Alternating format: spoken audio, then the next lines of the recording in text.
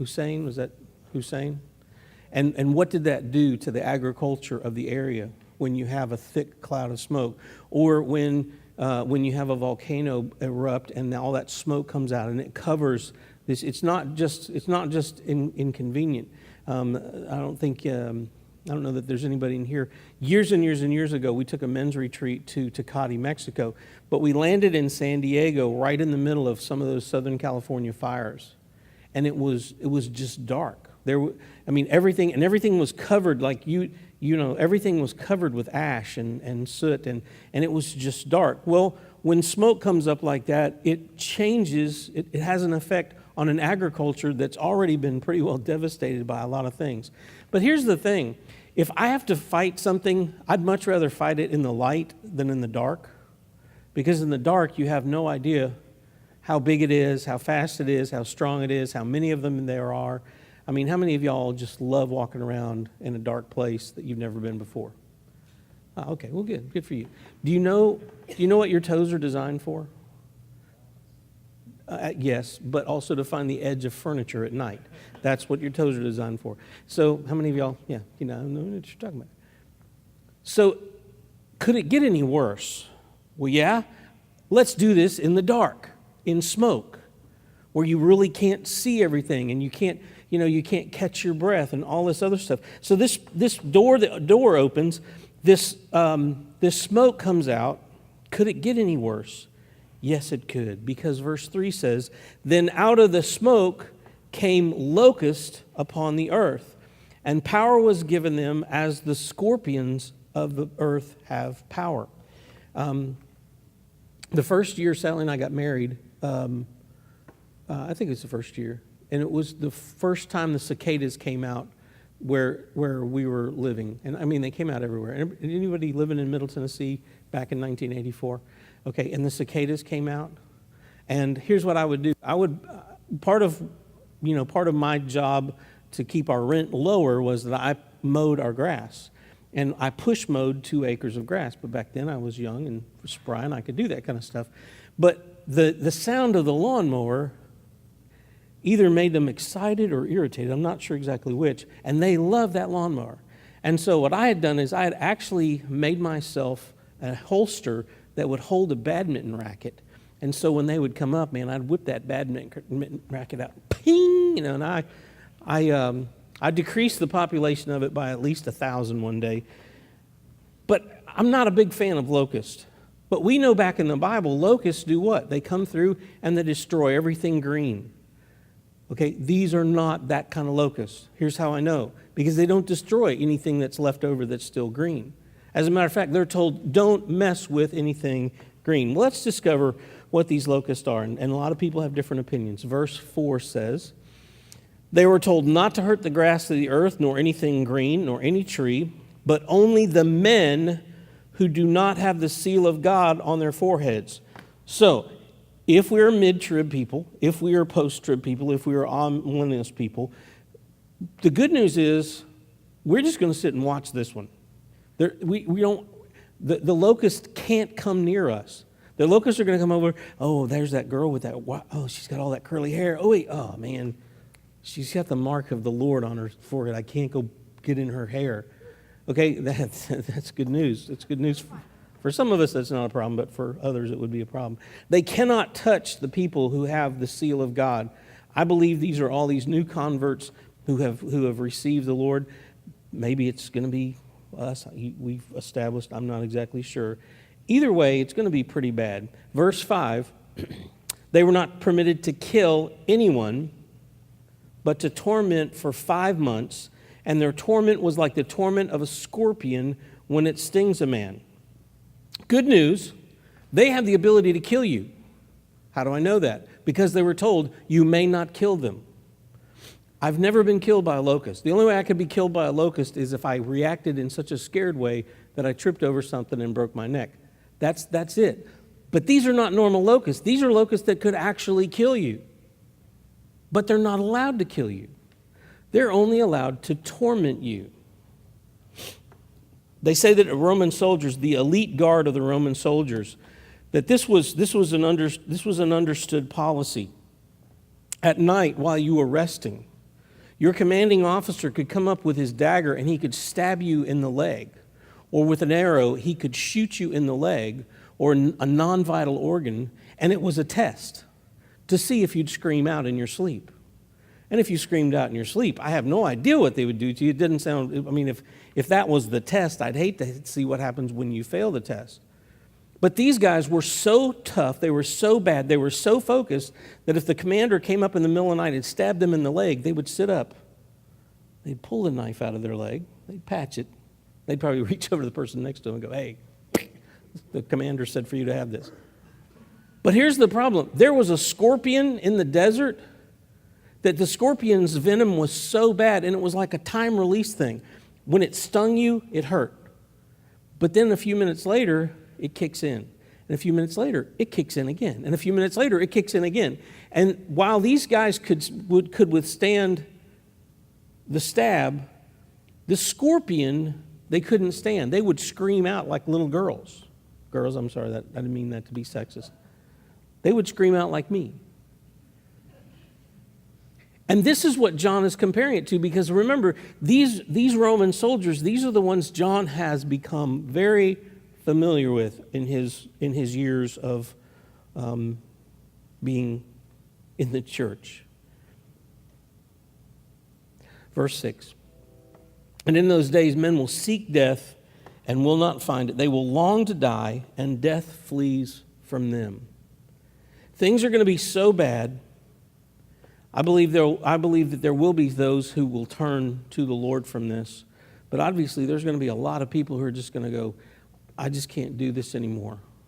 I'm just going to let this thing torment me to death. Sorry, I've been told I can only torment you to the point of death. I can't actually push you over the edge. Well, then I'm going to take my own life. And then Satan goes, no, sorry, I have the keys right here. You can't get into death today. It's closed. It's closed because I want you to be tormented. If you're dead, I can't torment you anymore. I want to keep you alive so that I can torment you. Why does Satan hate us so much? He hates us because we have a relationship with the Father that he does not have. He can never have. He will never have. He hates that, and so he hates the thing that God loves the most. And guess what God loves the most? You and me. He hates you and me the most because God loves you and me the most. That's one of those good news, bad news.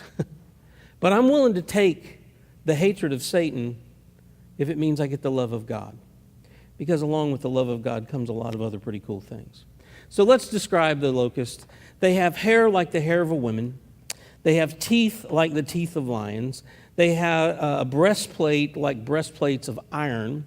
And the sound of their wings are like the sound of chariots, and many horses rushing in battle. They have the tails like scorpions and stings, and in their tails is the power to hurt men for 5 months.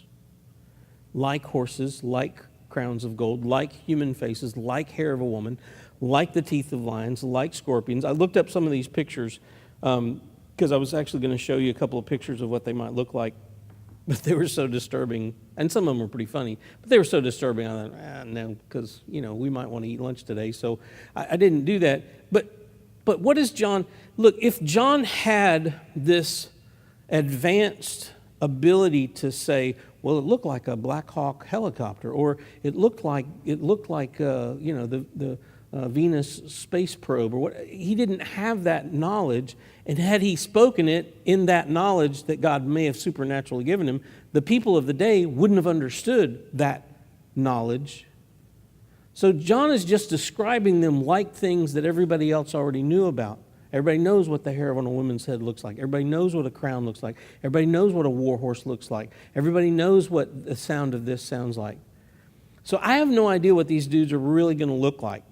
I know that there are some people who say, well, there actually are describing an Apache helicopter. And if you look at a picture of an Apache helicopter and you look at a picture of a locust or a scorpion, they do look very, very similar.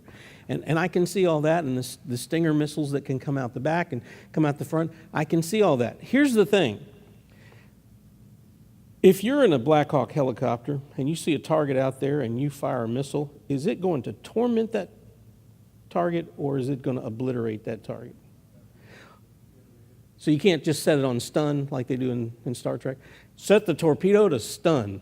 It doesn't work that way. So if this is, Captain America kind of ship floating around up there, they've set their weapons to torment. They don't have them on obliterate or blow a hole in.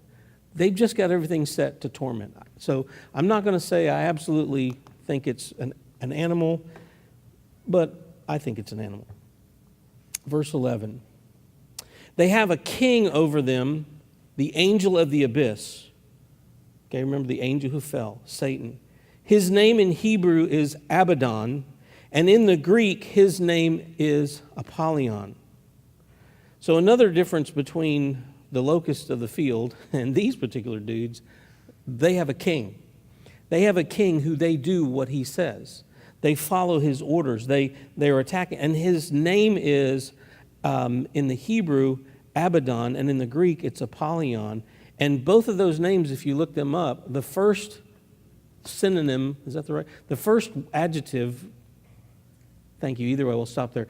The first word that comes up in their definition is destroyer. Now, remind me, what does Satan come to do? Steal, kill, and destroy. So I'm pretty convinced that this is talking about Satan himself. Either way, it's bad news. And verse 12 says this: the first woe is past, but 2 woes are still coming after these. This sounds really, really, really, really bad. But wait, there's more.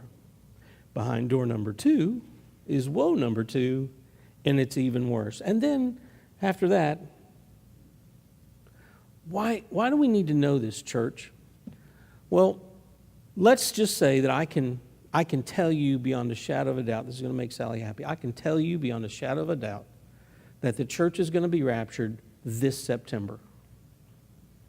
If I could tell you that without a shadow of a doubt, and I want you to think about all the people who you know who would still be here in October.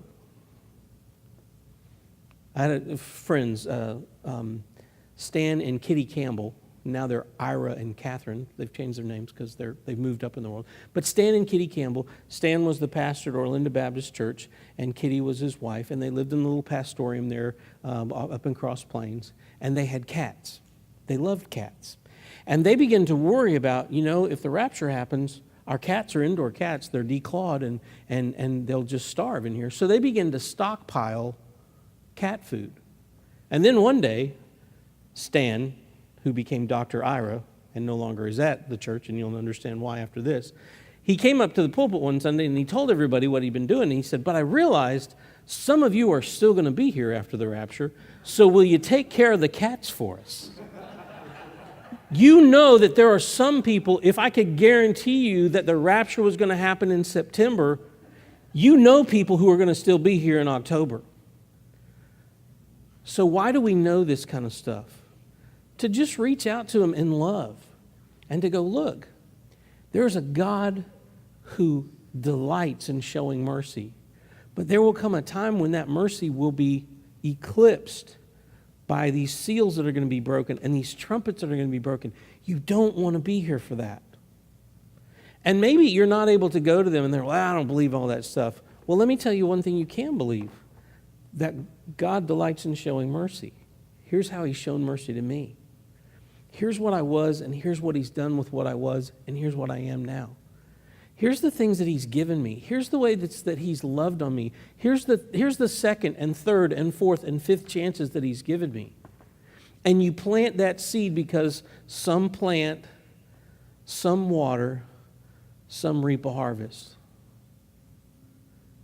I just really believe that if we were all being taken up in September, and there are those people who they get Christmas cards from you every year, and that's the only time they hear about Jesus, they're going to really miss those Christmas cards.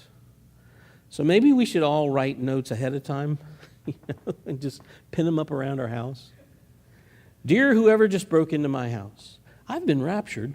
I'm now